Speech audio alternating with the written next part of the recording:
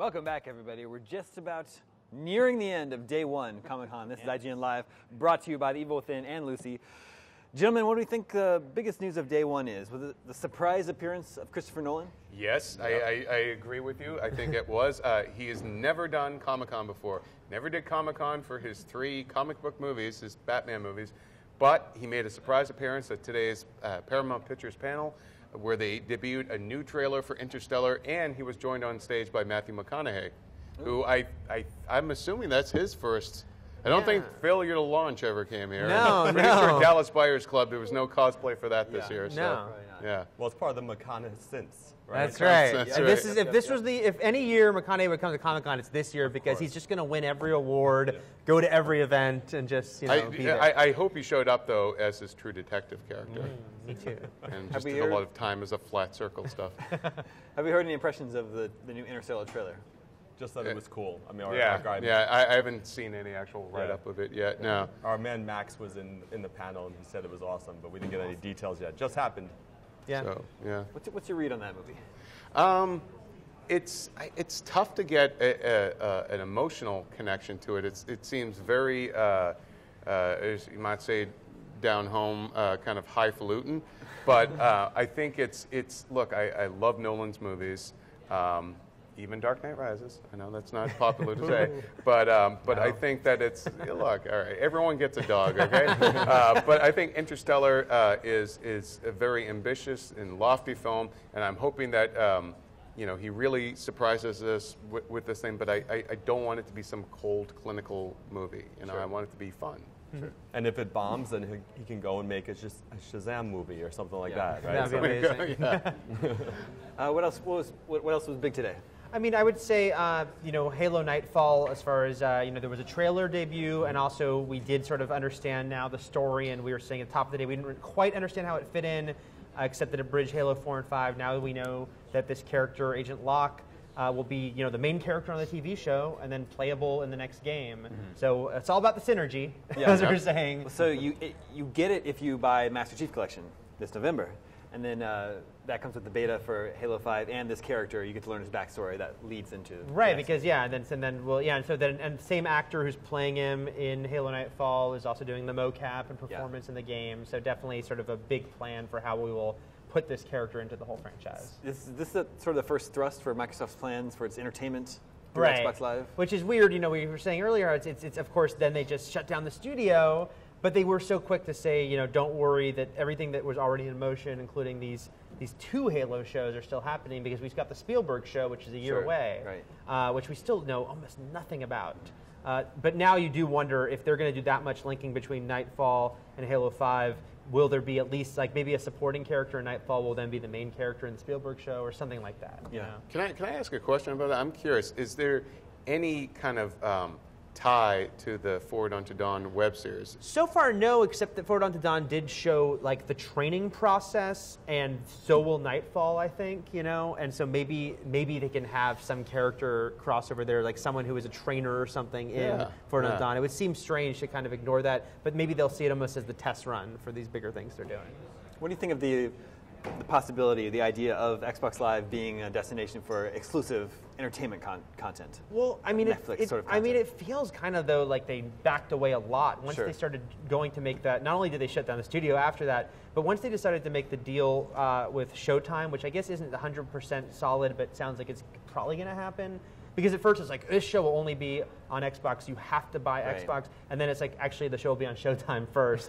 So I think that they got cold feet that I kind of understand, because this is a conversation we've had a lot on IGN TV, is how many things do you have to buy? How many, how many services? Right, PlayStation is going to do the Powers TV show. Powers, a great comic book, but are there people who are like, wow, who don't have a PlayStation 4 who are going to feel like I have to buy it to watch this show?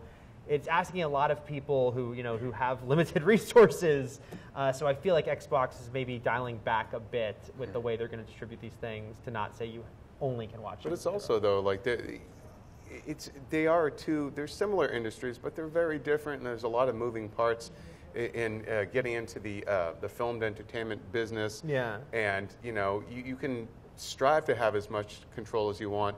But at the end of the day, things will kind of get away from you. And I think maybe they just, it just finally dawned on them that maybe this is a risk we don't necessarily have to go all in on. Right. Let's just focus on this thing. Because there were other games that they were kicking around doing. Right, and now that's gone. And so. plus, will there only be one season of this now? I mean, like...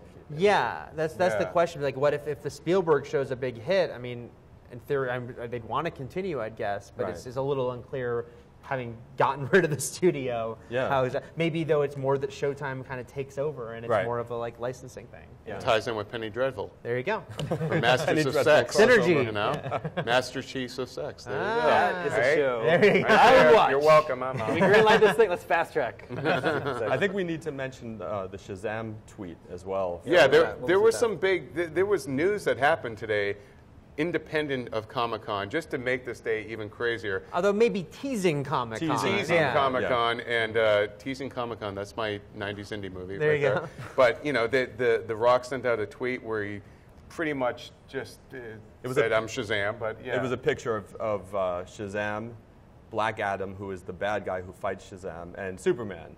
And so, you know, we know the Warner Brothers panel is coming up on Saturday, and we know The Rock is here in San Diego. Yeah, he was here for Hercules at the Paramount panel. So the speculation is that they're going to announce a Shazam movie, maybe. Right. And we don't know, but this is the rumor. He keeps stirring the pot, implying that and he was attached to the Shazam movie years ago as Black Adam.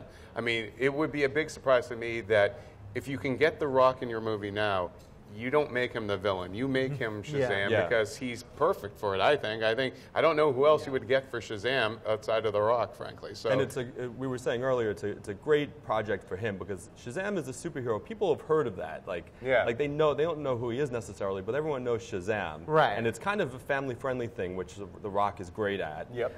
And DC is looking to expand, you know, so it's like a match made in heaven. So it'd be cool if it happens. Of course, can DC films do family friendly? I don't know. We're used to the dark stuff. It would be interesting to see them try to, you know, maybe this could be kind of like their Guardians, that thing that's just seems kind of very different from everything else that you've done, but it's a gamble maybe worth taking, you know. Yeah. Some people might think Shazam is a movie about that app that will identify the music. There is definitely some tie-ins they could do. There's a lot of stuff with him stopping. Like, you know? I guarantee you the things are emotional. Those conversations will happen. We actually have a question from one of our viewers here. Stephanie asked, what was the highlight of your day? Our day here. I mean, we're meeting Evangeline Evangeline Lilly again. See, she left me tongue-tied. Still, it's been 2 hours. Yeah, shaking Adam West's hand. Adam West. Oh yeah, Adam West was awesome too. Yeah. But Evangeline Lilly was so nice and cool and down to earth. And she's Canadian. And I had a great conversation with Glenn Jacobs, aka Kane. You know, not only here on the set, but afterwards we chatted, and I got to tell him some of my favorite moments of his. He got to tell me a little behind the snes about them. As a big wrestling fan, that was really cool for me. Sure. This day has been so long that I forgot. I thought Adam West was yesterday. Yes. You know? But Adam West was also. It was fantastic. And then on the flip side of it, they have the I think you guys might have mentioned this. They have the new Batman suit, or part of it, on the show floor. So I was able to get over there. And there was a new photo of Ben Affleck in the costume that was released. Yeah, so that was cool. So. Anything to remark on about the cowl that's done on the show floor? It looks really angry. He's got crow's feet, which is strange. And then you know, the fact, and I think I mentioned this earlier, that they've kind of gone back to the Keaton thing of the thick neck and the one piece, and I kind of don't understand why you would go back to that when you fixed it, you know? It's kind of tough to describe it, but there's a real texture to the cape as well. Yeah. It looks like a different kind of material. I don't know. I mean, it's similar looking to the past Batman costumes. It's not going to throw you off completely, but there were details. Yeah, it's a little neon stripes, and, you know. Yeah. What was the photo that Zack Snyder posted? It was a profile shot of Ben Affleck. It was in color, and if there's one thing about Ben Affleck's Batman, he doesn't shave that much. He's got the Sonny Crockett stubble. He's rocking the Damon Hatfield is what I'm saying, actually. Well, here's the thing, though, because with the first shot they released of the suit was in black and white, so there was speculation they might have actually been going with the old school blue Batman suit. Yeah. No. Now we know that. No, but I always thought I still think we might get the gray bodysuit or a very dark gray. But I feel like even the animated series, you know, the '90s animated series, even though it was technically blue, they'd color it so dark that it looked basically black. So I think maybe we'll get something like that. But I think we might find out in 2 days. You know? Yeah, hopefully, yeah. What was the deal? Zack Snyder also posted a photo of Henry Cavill as a Jedi. Holding a lightsaber. Yeah. He was trolling the world. Okay. Yeah, because that would take some Disney, Warner Brothers, DC. At this point, nothing would surprise me. There's no shoe big enough that can't drop on Comic-Con at this point. But I think, speaking of people kind of trolling the web, I mean, Benedict Cumberbatch was at the DreamWorks animation panel this morning. I believe he's one of the voices in Penguins of Madagascar, I think it is. And he was asked, like, if there was one superhero you could play, who would it be? And now he's been rumored for Doctor Strange for a while, and he just said Nurse Normal.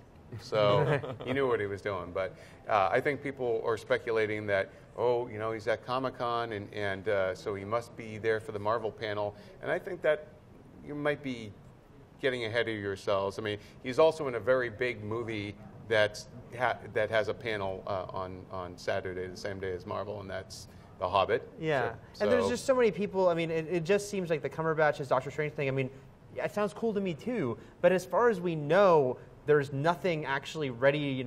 It's not really a truth, but it seems like so many people want it to happen that they keep saying, I bet he's going to be at the Marvel panel. So I would just say, relax those expectations to people. Yeah. I'd love to be wrong. I absolutely hope I'm wrong. I want Cumberbatch for it, but I think the Marvel panel is about Avengers: Age of Ultron, Ant-Man, and then maybe some other title announcement or something. Yeah. But I don't think you're going to get Doctor Strange coming out on stage. I'm curious about Ant-Man. How much, in terms of damage control or spin or however you want to put it, with the whole, you're going right into the den, the lion's den of people Edgar who love Wright Edgar fans. Wright. Yeah. Everyone who is peeved online. They're in Hall H on Saturday. Plus, that movie's supposed to be out in a year. They're just about to start filming. So, but once you're in the whole H Marvel panel experience, it's like you're getting brainwashed. Yeah. Like you're just that's true. I mean, who could people be mad get at Paul Rudd? Come on. That's right. That's true. He fought Michael Myers, man. That's right. I think we have arrived at the end of day one from Comic-Con, but that's not it. We have so much more. We're going to be live streaming 2 more days here for you from the set. I think tomorrow we've got big names like Sam Jackson, Daniel Radcliffe, Kevin. I'm trying to say the names in a different order that Nick's saying them in my ear. Sam Jackson, Daniel Radcliffe, Kevin Smith, whole lot more. So we're live once again at 1 p.m. Pacific tomorrow. Thank you for tuning in with us today, and everybody have a good night. We'll see you tomorrow.